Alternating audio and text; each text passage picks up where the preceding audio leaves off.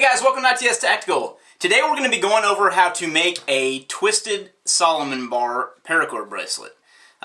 You may have seen this before, you might not have, but if you weave a Solomon bar the incorrect way, which is opposite of the pattern that they usually are, and I'll show you that in a second here, but you get this twisted DNA looking design here in your paracord. And today I'm going to show you how to make a bracelet out of that.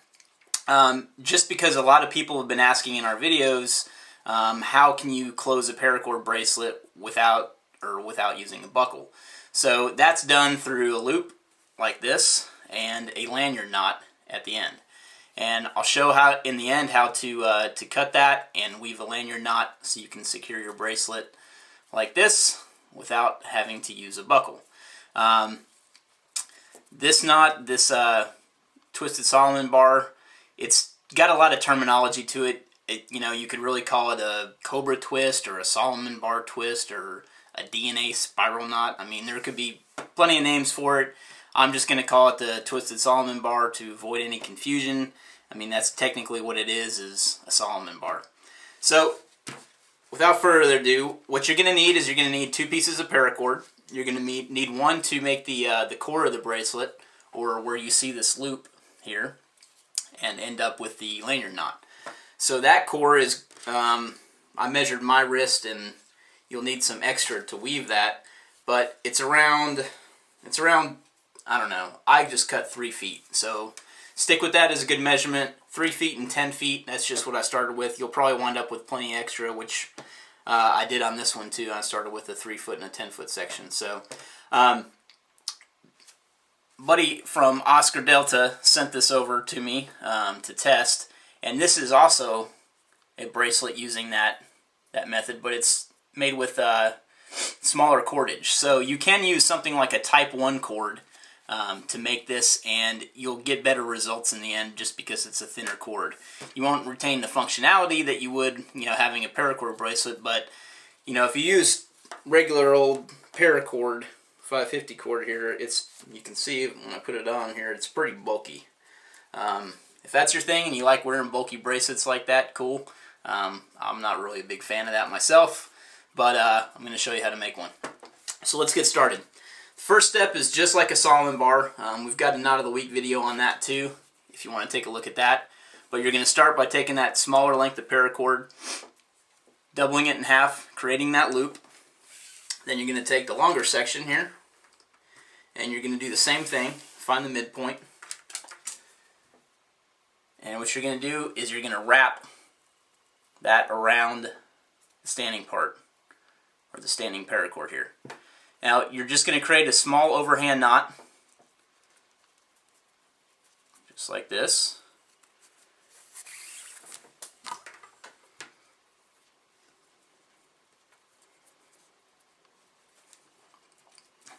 And that overhand knot is just going to fit snugly around where your loop starts. Now, you want to kind of estimate this loop. I mean, you got to consider you're going to be putting that lanyard knot through there, so you don't want it too big, you don't want it too small, and you can kind of fudge that a little bit at the end, and I'll show you how to do that as well.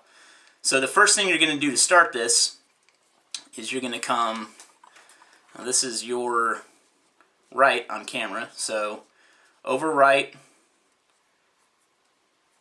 on top of the left, and around the back, and through this opening here.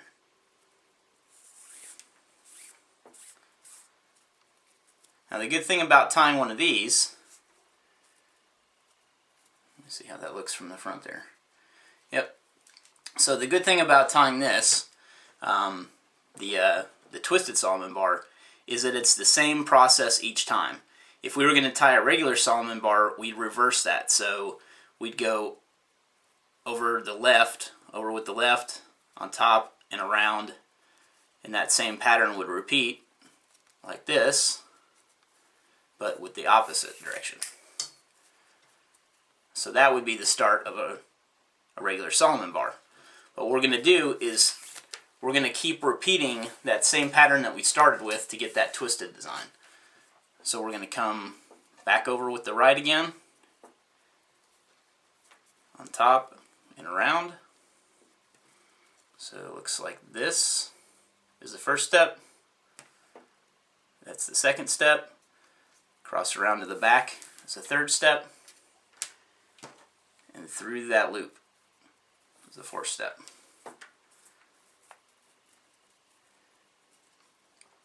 Now let me tie another couple of these and you'll be able to see what it's doing here. You can see it twisting as we tie it.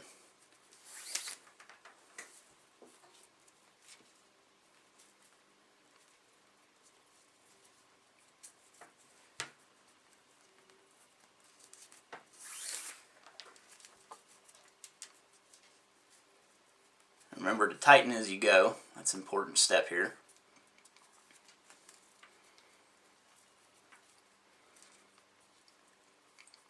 Okay, I don't know how many I got of these now. I think it's about 5 or 6, but once I tie this one, you'll be able to start seeing that pattern. So there you go. You can start to see it twisting now. It's starting to get that DNA strand-like appearance. And really all we're going to do is follow that same pattern all the way down the bracelet. It takes a long time. I'm going to actually stop the video so I can finish tying this. But once I get down to the bottom here, I'll kick back the video and we'll finish this thing off. So we'll be right back. Alright guys, so we're back now. And we have 4 strands that are left. We have the core strand, which is making up our loop, and which comes down here. And then we have our main strands that actually created the weave as we were going down. So at this point, really, you could have cut this short, stopped all 4 of these ends, cut them and burned them, and made yourself a keychain or something like that too. You don't really have to make a paracord bracelet with this. These are just some options and things you can do. Really, the main purpose of showing this today was not only to demonstrate the knot, but again to show this kind of closure with the lanyard knot. So what we're going to do is, you can see on this bracelet that I've already made here, what I did was I burned those 2 main strands. So these 2 strands that are coming off here, we're going to cut and we're going to burn, and then these 2 strands are going to be what actually weaves the lanyard knot. Realistically, we could do it with these 2 strands. Honestly, with this bracelet, I didn't know if I'd have enough to do that, so maybe we'll try doing them with these 2, and these are the 2 strands we'll burn on this bracelet. So let's go ahead and cut these and burn them. And we will see if we got enough. We should have, let me see, I'm just going to kind of tie a mock lanyard knot here to see if we got enough. And then I'll demonstrate how to do it here. Yeah, we should be okay. It might be a little tight to show what I'm doing, but we have done a lanyard knot on the knot of the week before here, so if you have problems following along with the lanyard knot portion of this, be sure to check out the video on that we've done. So what I'm doing is I'm cutting those outside strands. So what's left is the core strands right here. And I'm just going to burn these now.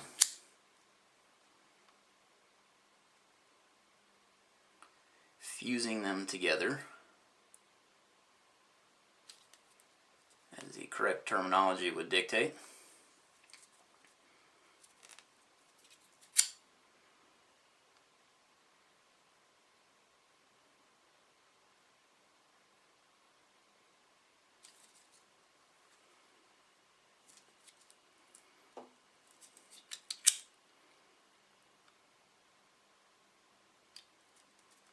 Okay, not the prettiest fuse job, but gets the point across. So what we're left with now that we fuse those ends, let's get this out of here, is we're left with 2 strands to tie our lanyard knot. So the first step in a lanyard knot is I like to use my fingers here and kind of look at it from this perspective. So the first thing you're going to do is lay the top strand down. You're going to bring this over and make a modified Q here. It looks kind of like that. So from there, you're going to bring the top strand down, around that loop. And like I said, this is going to be really hard to show here, but let's see if I can show you that up close. That is the diamond knot pattern, which is the first step for the lanyard knot. Again, please watch our other video if it's kind of hard to see these steps, because this is going to be a really small lanyard knot, and it may be hard to follow along here. So what I'm going to do from this point is I'm going to take some of the slack out of this, or I'm going to adjust it just by simply tracing this back around, just so we don't have too much cordage to worry about here when we're tying this.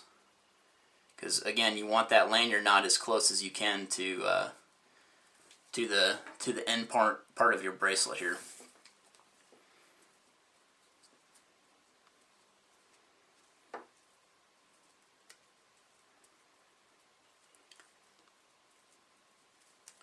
This is also why it's a good idea to really learn a lanyard knot first before you attempt this type of thing.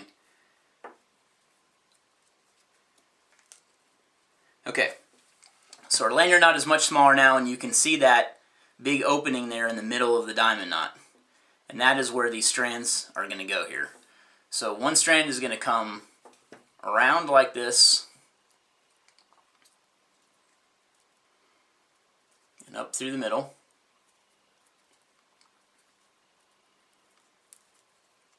I apologize for this being so hard to see. It's just small and there's really no way around it here.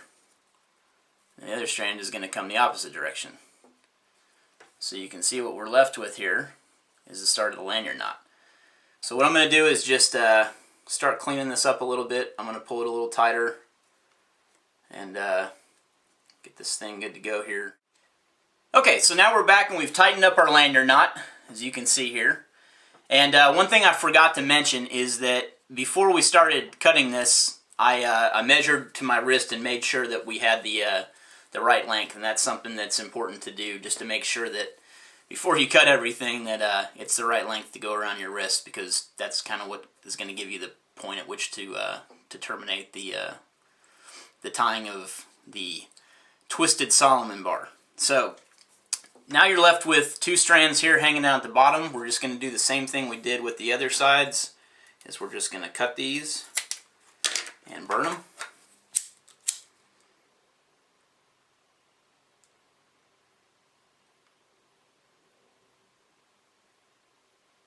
Or fuse them, rather.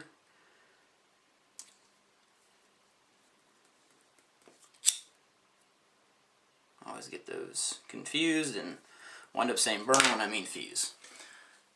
So that is actually a lot prettier than than my first one. And you can see the difference between using the inner strands to tie the lanyard and using the outer strands to tie the lanyard. You wind up with kind of a goofball looking thing like this when you use the outside strands. So much cleaner when you use the inside strands, so I definitely recommend doing that. This is what I built when I was when we were over here taking the photos. This is the one, right? Yeah. This is the one I was using when we took the photos. So if you see that on the photos, watch the video and make it like that with the inner strands. So anyway, that is how to tie a twisted Solomon bar and make a paracord bracelet out of it. And you can see the lanyard knot is just kind of held with the tension from the loop. And I mentioned earlier a way to kind of fudge this loop is to just kind of play with the bracelet here. Kind of extend it a little bit in your hands, and you can see that that loop will get smaller, and you can actually push it down like that, and the loop will get bigger. So you can fudge that a little bit if you don't have enough to get that lanyard knot through the bracelet. So there you have it. Twisted Solomon bar paracord bracelet with ITS Tacticals Knot of the Week. Thanks for watching, and let us know if you have any questions in the comments.